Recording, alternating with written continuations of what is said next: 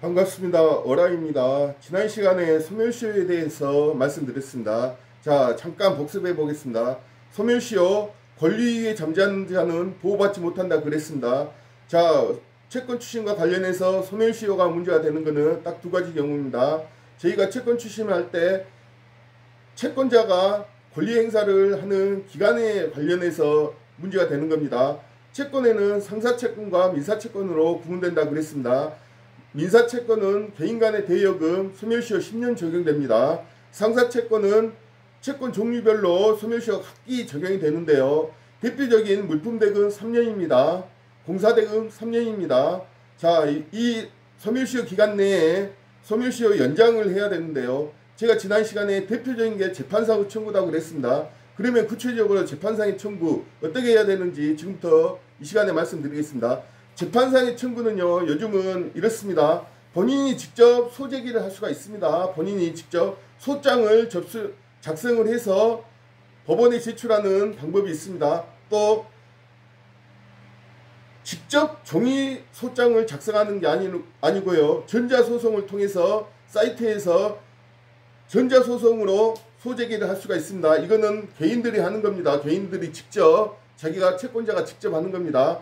근데 그 방법이 있고요. 두 가지 방법이 있는데요. 직접 하는 방법과 두 번째 방법은 법무사나 변호사를 통해서 소송을 진행하는 겁니다. 법무사하고 변호사 통해서 소송을 진행하는 방법이 있는데요. 현실적으로 대부분의 소송은 법무사를 통해서 진행을 합니다. 변호사를 통해서 진행을 하는 경우는요, 소송 가액, 속과가 아주 크거나 사건이 복잡하거나 이거는 변호사의 조력이 필요하다 했을 때에는 변호사를 선임하는 거고요. 이제 선임료는 이제 그 소송 사건이나 케이스별로 다 다릅니다. 근데 그런 경우가 아니고 일반적인 경우다 하면은 대부분 법무사를 통해서 소장을 작성해서 법무사한테 소장을 법원에 제출하고 나머지 일련의 과정을 법무사를 통해서 보는 겁니다. 변호사와 법무사의 차이점은 뭐냐면요. 법무사는요, 소송 서류를 작성을 해서 제출을 하고 법원에서 이제 송달 영수인 신고를 하게 되면 채권자, 원고나 채권자한테 갈 서류들을 법무사 사무실에서 송달을 받습니다. 그래서 그 송달 과정에서 법원에서 각종 오는 주소 보정 명령, 어떤 그런 명령들이 있습니다. 그런 업무까지 법무사에서 다 처리를 해주는데요. 제일 중요한 게 최종적으로 변론 기일에 법무사가 참석하는 게 아닙니다. 여러분이 참석을 하게 되는 겁니다.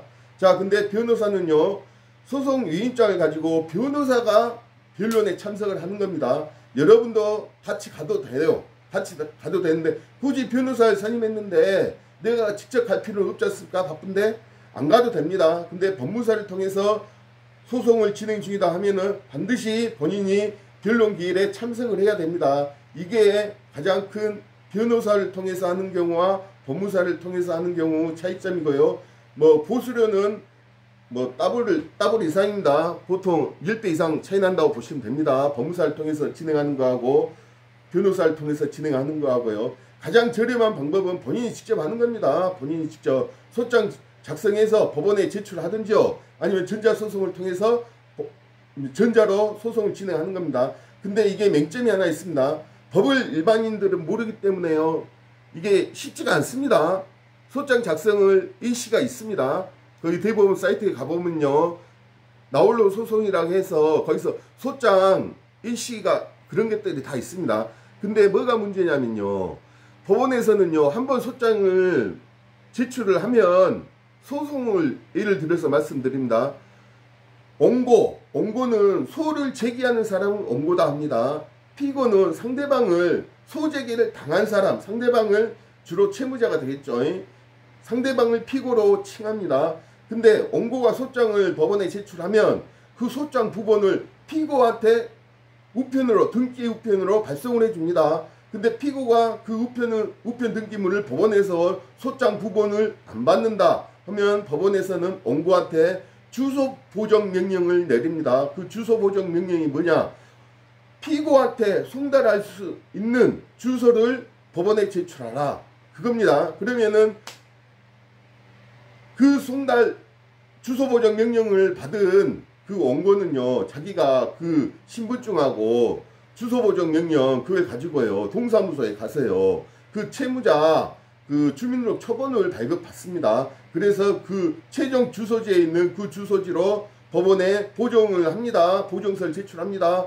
채무자가 어디 사니까 이 주소로 보내주십시오. 이렇게 제출합니다. 근데 또 그 주소지로 법원에서 피고한테 소장 부분을 발송했습니다.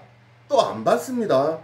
대부분은요, 이 재판을 진행하다 보면요, 저희가 보고 있으면요, 소장 부분을 한 번에 피고가 받는 경우는 진짜 10명 중에 1명 꼴입니다. 여러분들이 돈을 못 받아서 대여금 청구가 됐든 물품대금 청구가 됐든 소송을 하게 되면요, 원고는 대부분 그 서류를 실제 자기가 그 주소지에 거주를 하고 있다 하더라도요, 안 받습니다.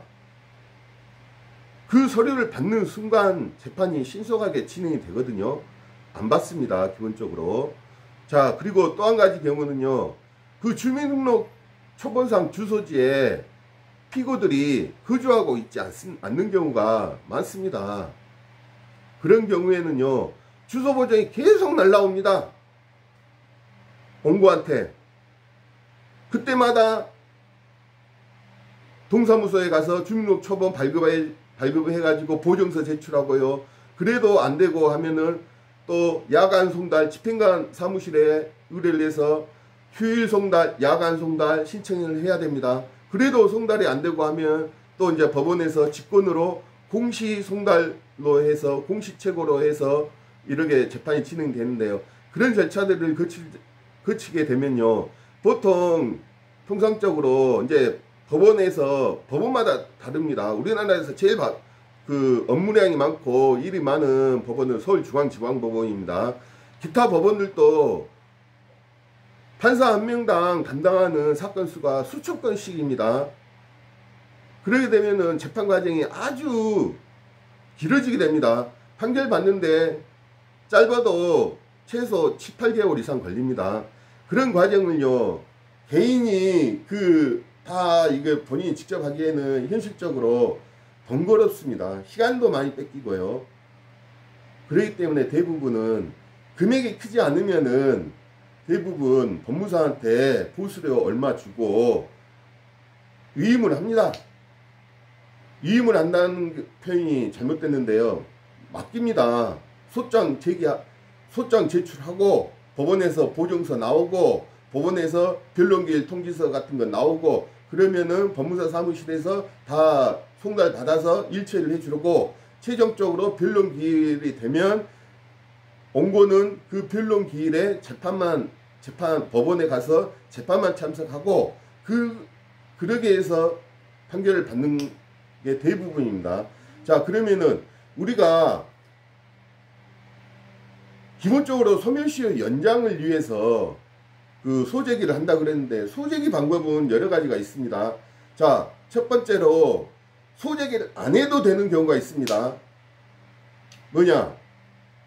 지급명령 신청하는 겁니다. 지급명령은 채무자의 인적사항을 다 아는 겁니다. 지급명령은 채무자 주민번호도 알고 채무자가 어디 살고 있는지도 알고 법원에서 지급명령 신청서 부본이 가면 채무자가 송달받을 수 있는 모든 조건이 됐을 때는 지급명령 신청합니다. 이거는 소재기하고 달라요. 소재기하고 지급명령하고는 인지대 송달료 이런 거 자체가 다릅니다. 지급명령 훨씬 더 쌉니다. 비용이. 자, 근데 지급명령은 기본적으로 무조건 지급명령은 여러분들을 채권자로 보고 그 상대방을 채무자로 이제 지칭이 되어 있습니다.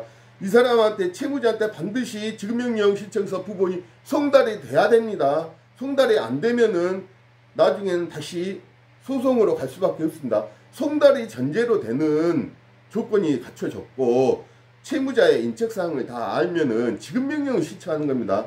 지급명령 부본이 채무자한테 송달이 되고 14일 이내에 별도로 채무자가 어떤 이의제기나 안 하면은 그 지급명령 그 자체가 확정이 됩니다. 지급명령이 확정이 되면 이거는 판결문과 동일한 효력을 갖습니다. 여러분이 법원에 갈 필요도 없습니다. 지급명령을 신청하게 되면요. 소송은 무조건 최소 한 번은 법원에 변론 있으면은 법원에 가서 변론 참석하셔야 됩니다. 경우에 따라서 2번을 가야 될 수도 있고요. 경우에 따라서는 5번, 10번도 가야 될 경우도 있습니다. 재판이 상대방이 피고가 계속 반박을 하고 거기에 입증을 하고 서로 준비서면 왔다 갔다 하고 하다 보면 재판이 길어지면은 그럴 경우도 발생할 수 있다. 그 말씀을 드리는 겁니다. 무조건 뭐 10번 가야 되는 그런 이야기가 아닙니다. 경우에 따라서는 그럴 수도 있다. 그 말씀을 드리는 거고요. 자, 다시 본론으로 들어와서 여러분이 채무자의 인적사항이나 채무자가 송달을 받을 수 있는 주소지를 정확하게 알고 있다. 그러면 지급명령 신청하는 겁니다. 지급명령 신청하면은 지급명령 신청서가 채무자한테 간 이후에 채무자가 송달을 받고 나서 14일 동안 아무 조치를 안 하면은 그대로 확정이 되고 그건 판결문과 동일한 효력을 갖고 있다고 말씀드렸습니다. 그 지급명령 결정문 가지고 확정된 지급명령 결정문 가지고 여러분이 채무자 은행이나 뭐 은행에 압류도 할 수가 있고요. 채무자의 어떤 재산에 대해서 강제 집행도 할 수가 있는 겁니다. 자, 지급명령 좋은 제도입니다. 자, 두 번째는 소재기를 하는 겁니다. 법원에 직접 하시든지 법무사를 통하든지 변호사를 통하든지 소재기를 해서 이 판결문이 확정이 되면 자,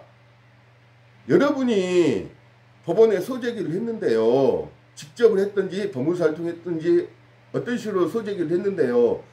법원에서 소장이 접수가 되면요. 담당 재판부가 정해집니다. 담당 재판부가 정해지면요. 담당 판사가요. 여러분이 제출한 소장을 읽어봅니다. 읽어봤는다. 아, 이건 명확하구나. 이 사람이 돈을 줘야 되는 게 명확하구나.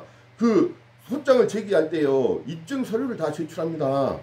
내가 예를 들어서 물품을 공급해주고 못 받았다. 거래처장, 세금계산서 발행 내역 이런 거 다 첨부하고 그 사람과 나와 채무자죠. 채무자와 나와 통화 내용, 문자 내용 이런 것들 다 취합을 해서 증거를 많이 제출해 주면 판사 입장에서 아, 이 사람은 돈 줄게 명확하구나. 그러면 판사가 바로 이행공고 결정을 내립니다. 이행공고 결정을 채무자 주소지로 발송을 해서요. 채무자가 이행공고 결정을 받고 또 14일이 경과될 때까지 이의제기를 안 하면 그것도 이행공고 결정이 확정이 되면 판결문과 동일한 효력이 있습니다. 지급명령하고 마찬가지예요. 14일 동안 이의제기 안 하면 그대로 확정이 됩니다. 그것 가지고 은행에 압류도 할 수도 있고 집이 있다 그러면 집에다가 강제경매도 할 수가 있고 다 할 수가 있는 겁니다. 자, 근데 판사가 봤을 때 이게 이행공고 결정은 내리기는 좀 애매하다. 이거는 정식 재판을 해봐야 되겠다. 그런 경우에는요. 소장 2번을 보내줍니다. 거기서 답변서 양식이랑 다 보내줍니다. 그러면 통상적으로 그 소장 2번을 채무자가 받았을 때에는 자기가 채권자의 원고죠. 원고 청구에 이의가 있다 그러면은 그 답변서를 제출하게 되어 있습니다. 그 답변서를 법원에 제출하면 그 답변서를 다시 원고 측에 발송을 해줍니다. 피고가 이런 답변서를 제출했다 하면은 여러분들은 원고가 대부분 원고가 될 테니까요. 원고는 그 답변서 내용을 읽어보고 사실과 다르거나 허위 주장이 있으면 거기에 대해서 준비서면을 또 법원에 제출합니다. 그러면 또 법원에서는 그 준비서면을 또 피고한테 보내줍니다. 피고는 또 그것 보고 자기 주장을 또 입증할 수 있는 증거 첨부해가지고 또 준비서면을 이렇게 또 법원에 제출합니다. 그런 식으로 계속 서류상으로 이렇게 공방을 합니다. 그래서 어느 정도 대충 윤곽이 나왔다 판사가 판단이 되면 그때 변론기일을 지정합니다. 변론기일에는 원고 피고 다 출석을 합니다. 법원에. 물론 변호사를 선임했다 그러면은 당사자가 갈 필요가 없습니다. 변호사가 소송임장 법원에 제출하고 변호사가 출석해서 변호사가 변론하는 겁니다. 근데 그 변호사 선임 안 했다 하면 무조건 당사자가 한 번 가야 됩니다. 한 번 가서 판사가 변론을 종결하고 이제 판결 선고기일을 내리겠다 하면은 더 이상은 안 가도 됩니다. 판결 선고기일에는 안 가도 됩니다. 판결 선고기일에는 당사자가 출석을 안 해도 판사가 선고를 내리고 그 판결문을 보내줍니다. 등기 우편으로. 자, 여기서 이제 마치겠습니다. 자, 우리가 재판상의 청구는 자, 시효를 연장시킬 목적으로 시효가 경과돼서 시효가 소멸될 처지에 돼 있으니까 시효를 연장시키기 위해서 가장 대표적으로 재판상의 청구를 하는데요. 재판상의 청구는 지급명령을 통해서도 할 수가 있고 일반 소재기를 통해서도 할 수가 있다. 근데 지급명령은 채무자의 인적사항이나 채무자가 송달받을 주소를 정확히 알고 있는 경우에는 지급명령을 한다. 왜냐? 비용도 절감이 되고 소송기간도 단축이 된다. 지급명령 신청서 부본이 채무자한테 송달되고 14일이 지날 때까지 채무자가 별도 이의제기를 안 하면은 그대로 지급명령은 확정이 된다. 이 확정된 지급명령은 판결문과 동일한 효력을 가지고 있다.